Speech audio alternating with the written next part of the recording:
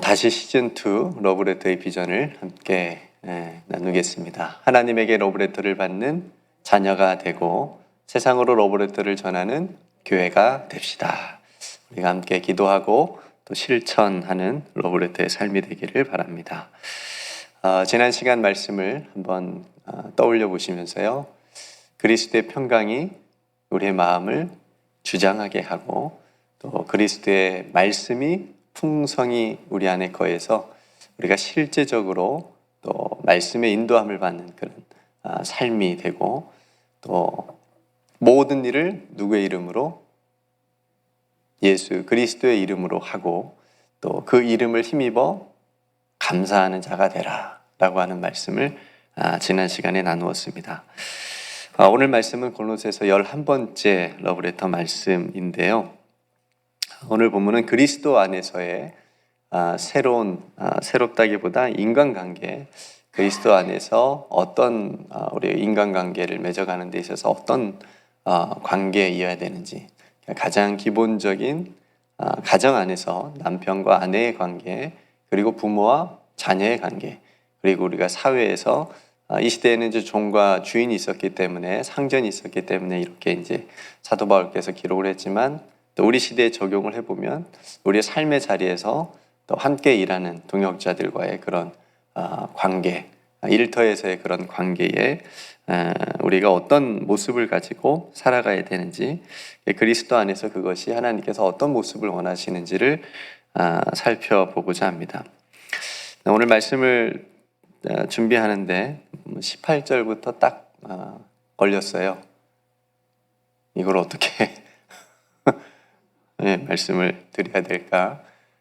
저는 또 남편이니까 남편의 입장에서 이제 이 말씀을 보는데, 이 말씀은 아내들에게 주시는 말씀인데도 불구하고 또 설교를 제가 이제 여러분들과 나눠야 되니까 뭐 남편이나 자녀나 종이나 상전에게 주시는 권면은 우리가 뭐 별 의의 없이 받아들이는 분위기입니다. 그죠? 뭐 우리가 그래야 되는구나. 그런데 아내에게 주시는 권면은 그렇게 쉽게 아내들이 아멘이 나오지 못하는 그런 권면이죠. 18절 말씀을 다시 보면 아내들아 남편에게 복종하라. 이는 주 안에서 마땅하니라. 그럼 뭐 뒤에 제가 준비한 게 안 해도 되는데 이렇게 썼어요. 원고에 아내들이 아멘 이렇게 우리 권사님처럼 아멘하고 순종하면 이건 뭐 별 이야기할 게 없어요. 뭐 별 문제가 없습니다만, 근데 이제 이런 반응, 아니 어떻게 남편에게 복종을 한단 말입니까? 지금이 어떤 시대인데 아내들이 왜 남편에게 복종하며 살아야 됩니까? 내 남편이 어떤 사람인지 알고 지금 목사님 그런 말씀 하십니까? 내 남편이 하라는 대로 하면 집안 망합니다. 우리 못 삽니다. 이렇게 이제 이런 반응이 나오면 아무리 위대한 사도 바울께서 말씀하셨다고 해도 이건 너무한 거 아닙니까? 무슨 제가 남편의 종도 아니고 무슨 복종입니까? 이렇게 한다면 이 말씀을 서로 나누기가 어렵지 않겠습니까? 근데 뭐 저희 교회는 벌써 아멘이 딱 나왔으니까 제가 편안한 마음으로 준비한 말씀을 나누겠습니다. 남편과 아내의 관계가 지금하고는 달라요. 사도 바울께서 이렇게 골로새서 말씀을 쓴 당시에는 분명한 그 차별이 있었던 거죠. 그래서 아내가 당연히 남편에게 복종해야 했었던 그런 시대적 상황이 있었습니다. 그럼에도 불구하고 그렇게 하지 못했기 때문에 사도 바울께서 단호하게 아내들을 향하여 남편에게 복종하는 것이 주 안에서 마땅하다라고 이렇게 얘기했었던 거지요. 그러니까 지금은 남편과 아내 차별의 시대가 아니고 지금은 굉장히 평등의 시대가 되었기 때문에 더더욱 이 말씀이 그대로 보면 시대에 뒤떨어진 말씀이 돼버린 거죠. 그런 느낌을 받습니다. 그렇다고 해서 인간관계에서 가장 중요한 남편과 아내의 관계, 그죠? 이 관계이기 때문에 우리는 이 말씀을 어떻게 보고 또 다른 이 말씀 외에 비슷한 말씀에 사도 바울께서는 어떻게 말씀해 주셨는지를 우리가 함께 보면서 접근을 하면 우리가 남편과 아내의 관계를 조금 더 어떻게 하나님께서 원하시는 관계로 또 나아갈 수 있는지, 그리고 아내된 입장에서 이 말씀에 내가 어떻게 반응하고 정말 아멘으로 이렇게 고백할 수 있는지 우리가 함께 생각해 보면 좋겠습니다. 성도 여러분, 첫 번째 아내와 남편의 관계를 볼 때 우리는 먼저는 하나님께서 이 관계의 주인이시라고 하는 것을 분명히 알고 있어야 됩니다. 아멘. 남편만 보면 복종이 안 되고요. 때로 남편도 아내만 볼 때 사랑하라 그랬는데 사랑이 안 될 수도 있잖아요. 그러니까 남편과 아내 따로만 보면 이 말씀이 굉장히 어려워진 말씀이 될 수 있는데, 가장 중요한 것 한 가지가 그 관계 가운데 누가 계신다고요? 하나님께서 계신다고요. 그렇죠? 하나님께서 그 관계 가운데 주인이 되신다라고 하는 것을 우리가 항상 기억하고 있어야 된다라고 하는 겁니다. 서로에게 돕는 배필이 되도록 만나게 하셨어요. 그죠?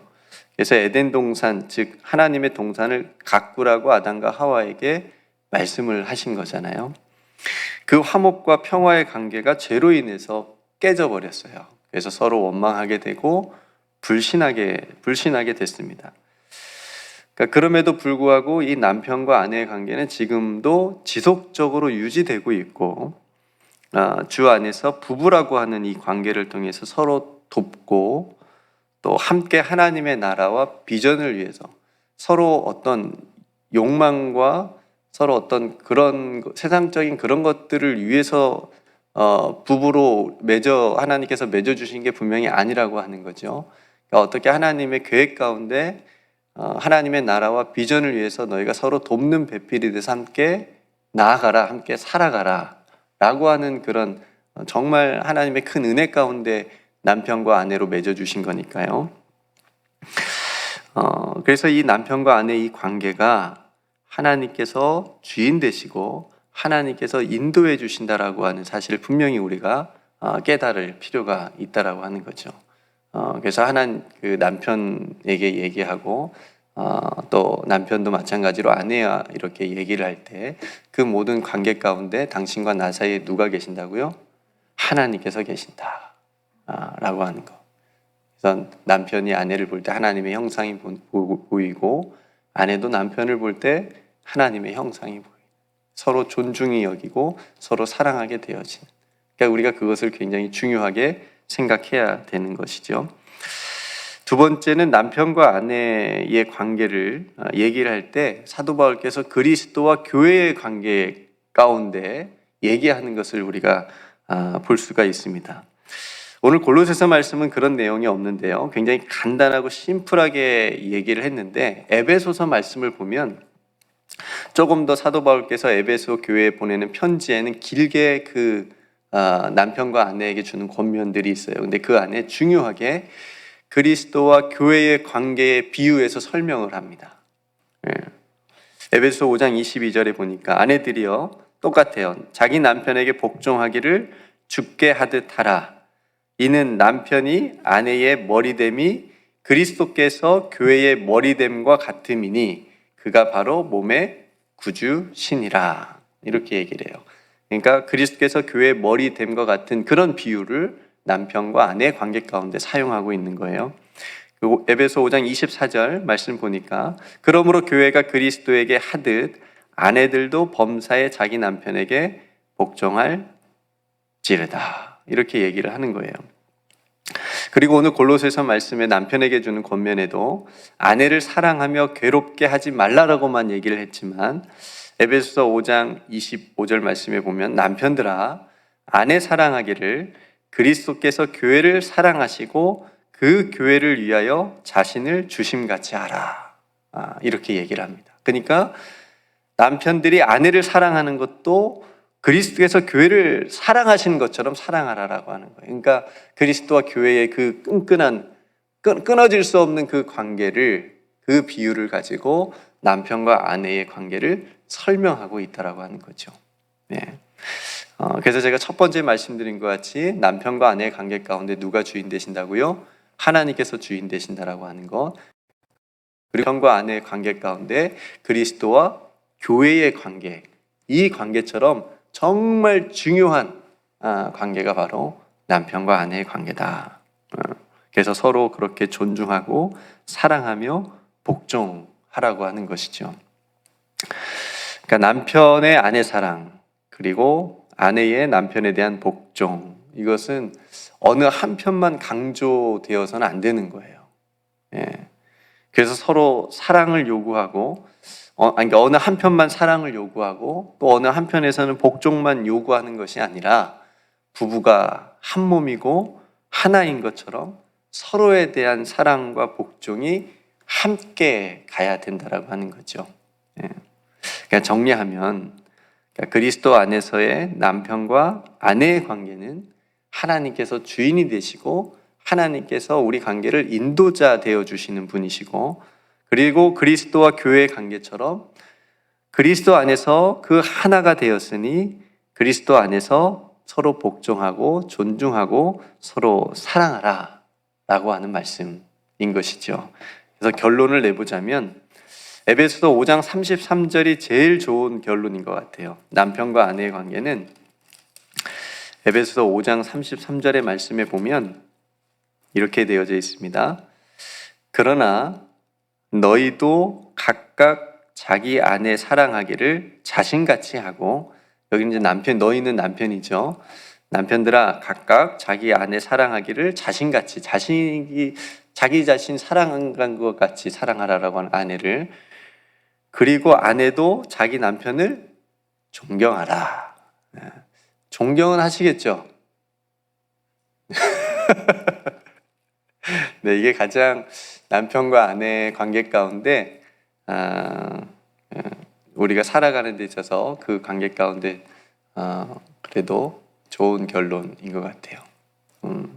남편은 아내를 사랑하고 아내는 남편을 존중하고, 그죠? 존중하게 되면 순종하게 되잖아요. 그래서 저 남편이 하는 말에 내가 순종하게 해야 되겠구나 라고 하는 그런 마음이 드니까요.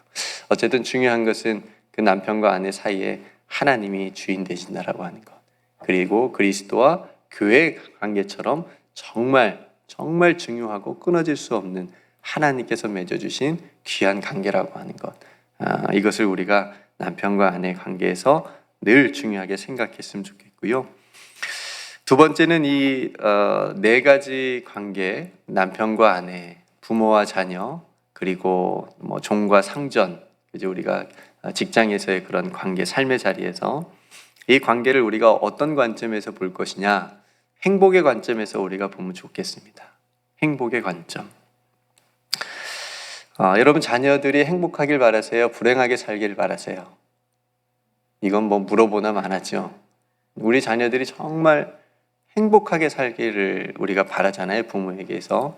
마찬가지로 하나님께서 우리들이 어떻게 살기를 바라실까요? 행복하게 살기를 바라시는 거죠. 우리가 행복하게 살기를 원하셔서 남편을 만나게 하시고 아내를 만나게 하시고 자녀를 만나게 하신 거죠. 그죠? 우리가 너 한번 불행해 봐라, 하나님이. 한번 네 남편 만나서 네 아내 만나서 한번 고생해 봐라. 하나님이 이런 심보로 우리를 그렇게 인간관계를 맺게 하지 않으시잖아요. 행복하게 살아가기를 원하신다라고 하는 거죠. 근데 이 행복이라고 하는 것이 가만히 생각해 보니까 관계에서 온다라고 하는 거죠. 관계. 그러니까 모든 행복이 다 관계에 들어있는 건 아니지만 많은 부분 우리가 살아가면서 느끼는 행복감은 관계에 있다라고 하는 겁니다. 물론 소유로서 얻는 행복도 있겠지요. 근데 관계로서 얻는 행복이 훨씬 크고 중요합니다. 이걸 더 훨씬 우리는 신앙인들은 중요하게 생각해야 돼요. 그래서 삶의 지혜인 잠언의 말씀들에 그런 말씀들이 많잖아요. 잠언 17장 1절에 보니까요, 마른 떡 한 조각만 있고도 화목하는 것이 제육이 뭐죠? 고기, 제육볶음. 네. 고기가 집에 가득하고도 다투는 것보다 낫다. 그죠? 그리고 잠언 15장 17절에도 채소를 먹으면서 서로 사랑하는 것이 살찐 소, 육회 이런 것들, 스테이크 이런 거 먹으면서 서로 미워하는 것보다 낫다. 무슨 말이에요? 관계잖아요. 그죠? 소유는 있지만 관계가 깨져서 불행한 것보다 소유는 좀 가진 건 좀 부족하지만 관계가 좋아서 화목한 것이 훨씬 더 행복한 삶이다. 예.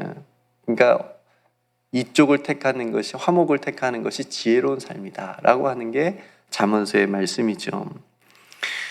성들은 우리의 신앙의 행복이 어디서 옵니까? 우리 신앙의 영적인 행복이 어디서 오죠? 그렇죠. 하나님과의 관계에서 오는 거잖아요. 그래서 예배 드리면 어때요? 행복하잖아요. 네, 저만 그런 게 행복하잖아요.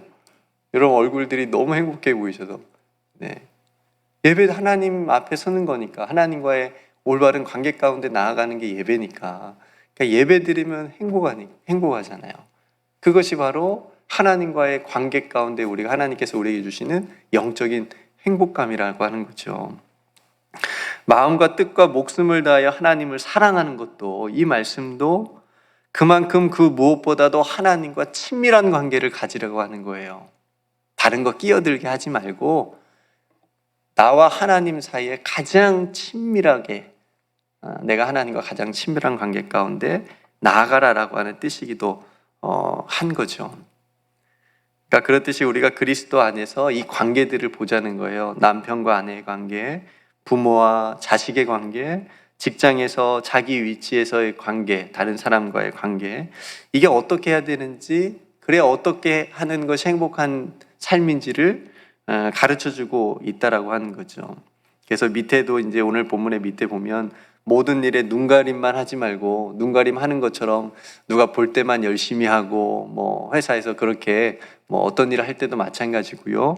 그렇게 하지 말고 성실한 마음으로 자기 맡은 일을 하고, 또 관리자는 의와 공평을 가지고 베풀고, 그러면 서로가 행복한 관계가 된다. 부모는 자녀를 노엽게 하지 말고, 부모는 자녀에게 갈 길을 지켜봐주고 알아봐주고, 주일에 목사님 말씀해 주신 것처럼, 그죠? 자녀들은 부모의 말씀에 귀 기울여 듣고 무시하지 않고 순종하면 그게 어떤 관계가 된다고요? 행복한 관계가 된다고요. 하나님 우리를 행복하기를 원하신다라고 하는 거죠. 네. 그래서 오늘 본문의 이 모든 관계의 권면이 오늘날에도 우리가 귀담아 들어야 되는 분명한 이유가 있어요. 많은 사람들이 행복하지 않아요. 관계가 많이 깨져 있어요. 남편과 아내의 관계 깨져 있고요. 부모와 자식 간의 관계 깨져 있고요. 직장에서의 모든 많은 관계들이 깨져 있어요. 그래서 행복하지 않아요. 그렇죠? 부부가 행복하지 않고, 부모와 자식까지 행복하지 않고, 일하는 것이 행복하지 않아요. 그죠? 그러니까 이 말씀이 우리에게 또 얼마나 우리가 귀담아 듣고 또 중요한 말씀입니까? 이 모든 관계 문제를 우리가 그리스도 안에서 다시 회개하고 회복하는 것이 굉장히 시급합니다. 왜요? 하나님께서 우리에게 누리라고 주신 행복을 위해서, 그렇죠? 평화를 위해서 굉장히 중요합니다. 여러분, 세상적으로 아무리 성공했다고 해도 하나님과의 관계가 깨져버리면 아무 소용없잖아요. 부부의 관계가 서로 깨져서 서로 미워하고 증오하게 되면 이것만큼 불행한 일이 어디 있어요? 부모와 자식과의 관계도 마찬가지입니다. 직장에서의 관계가 마찬가지입니다. 행복하지 않는데, 그 관계가 깨어졌는데 다른 것이 무슨 소용이 있겠어요? 가장 중요한 겁니다.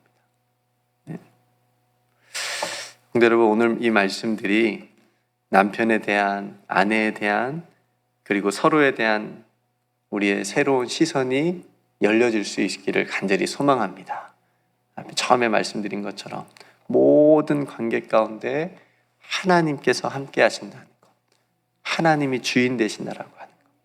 네.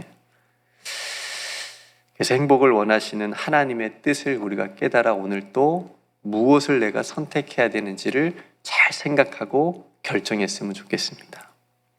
그래서 다시 남편과 아내가 서로 존중하고 사랑하고 순종하면서 함께 하나님의 나라를 꿈을 꾸고 우리 가정을 위해서 하나님의 나라가 이루어지도록 함께 기도하고 나아가게 하고 그런 인생을 살아갈 수 있다면 얼마나 행복하겠어요.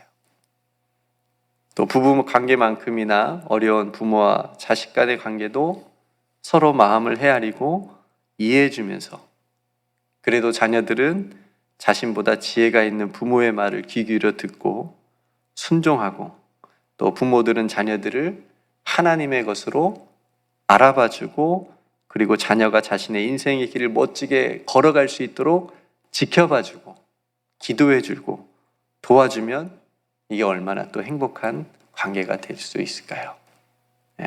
이런 행복이 이런 관계 가운데 저와 여러분들의 삶에 가득하기를 주님의 이름으로 축복합니다. 여러분, 말씀을 정리할게요. 우리가 살아가는 모든 관계 안에는 항상 우리 주님이 계신다라고 하는 것을 잊지 마시기 바랍니다. 그리고 우리가 자주 잊고 살아가는 이 사실을 잊지 않는다면 우리는 지금보다도 서로에게 가장 가까운 관계인 남편에게, 아내에게, 부모에게, 자식에게 그리고 날마다 부딪히며 살아가는 직장 동료에게 상처를 주거나 실수하는 일이 많이 줄어들 것이라고 생각이 되어집니다. 그리고 우리에게 주신 행복을 더 많이 누리며 살아가게 될 줄로 믿습니다. 믿음과 사랑과 소망의 관계, 그리스도 안에서 주신 이 하나님의 은혜를 항상 감사하면서 오늘 또 저와 여러분들이 만나는 모든 관계가 하나님 안에서 행복한 관계가 다 되시기를 주님의 이름으로 간절히 축복합니다. 네, 함께 기도하겠습니다. 오늘 말씀을 생각하시면서요, 여러분 각자에게 주시는 어떤 하나님의 메시지, 또 여러분들의 영혼을 두드리는 하나님의 말씀이 있으시면 또 그 말씀을 붙잡고 또 기도했으면 좋겠고요. 오늘 주신 말씀처럼 하나님, 우리가 이 땅을 살아가는데 또 맺는 그런 모든 관계 가운데 하나님이 주인 되십니다. 하나님이 인도자 되십니다. 하나님 계십니다. 라고 하는 그런 생각을 또 이런 의식을 잃어버리지 않고 그 모든 관계가 또 행복의 관계로 나아갈 수 있도록 하나님의 나라를 위한 관계로 나아갈 수 있도록 위해서 기도했으면 좋겠고요. 계속해서 몸이 연약한 성도들을 위해서 기도해 주십시오. 방덕환 권사님 위해서 특별히 기도해 주시고 이민재 권사님은 다행히 좀 좋아지셔서 퇴원을 어제 하셨습니다. 그래서 여러분 계속 기도해 주시면 감사하겠고요. 또 어려움 당하고 있는 또 미얀마, 또 인도 그 땅을 위해서 기도해 주시고 또 선교사님들을 위해서 우리가 함께 기도했으면 좋겠고요. 또 여러분 각자 하나님 앞에 또 기도할 기도의 제목을 가지고 이 시간 하나님 앞에 나아가도록 하겠습니다. 제가 먼저 기도하고 함께 기도합시다. 은혜로우신 아버지 하나님, 오늘도 하나님의 귀한 말씀을 사랑하는 성도들과 함께 나누었습니다. 하나님께서 이 말씀을 통하여 오늘날 또 우리가 각자 살아가는 우리의 이 신앙의 길에 정말 중요한 또 표대가 되어지는 말씀이 되길 원합니다. 우리가 살아가는 모든 인생길에 많은 수많은 관계들이 있습니다. 하나님, 그 모든 관계들 가운데 특별히 남편과 아내, 그리고 부모와 자녀, 그리고 우리 직장에서 살아가는 그런 모든 인간관계 가운데 정말 하나님께서 함께 계신다라고 하는 것을 늘 잊지 않게 하여 주시옵소서. 그래서 하나님의 뜻 가운데 행복의 관계로 모든 관계들이 다시 설정되어지고 다시 그렇게 만들어져 갈 수 있는 지혜를 우리 모두에게 허락하여 주시옵소서. 그래서 오늘 또 살아가는 그 모든 여정 속에 또 만나는 모든 관계가 하나님께 영광이 되어질 수 있도록, 그래서 하나님의 뜻이 이 땅 가운데 이루어지도록 돕는 모든 관계들이 될 수 있도록 은총을 베풀어 주시옵소서. 오늘도 하나님 앞에 구한 모든 것 주님께서 응답해 주실 줄 믿고 감사드리며 우리를 사랑하여 주시는 우리 구주 예수 그리스도의 이름으로 간절히 기도드리옵나이다. 아멘.